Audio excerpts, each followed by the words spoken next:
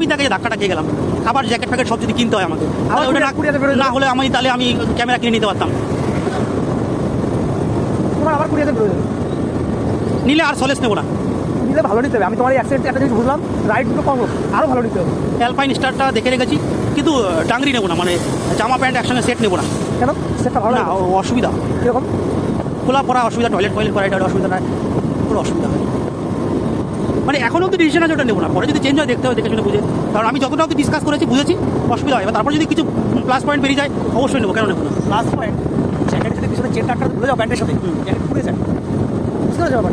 ওটাই ভালো। আমি তো জ্যাকেটের চেনের সাথে প্যান্টের চেন কোনোদিন লাগাই না। দেখো, এটা অনেকে ভাবে কি তোমার এটা তোমার ইনোভা, অনেকে ভাবে নতুন মডেল ইনোভা পুরিয়ার মতো করেছে। তোমার 500 টাকা কত?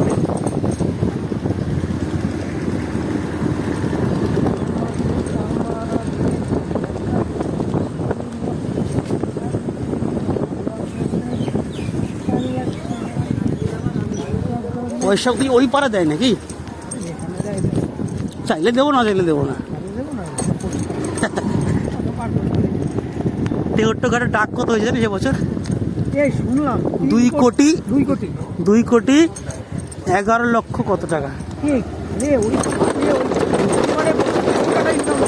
তার মানে অন্তত 4 কোটি 5 কোটি টাকা তো ওঠেই ওঠে।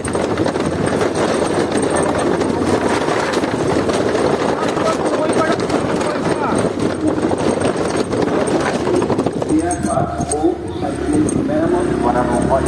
আমাদের দোকানের ঠিকানা বলে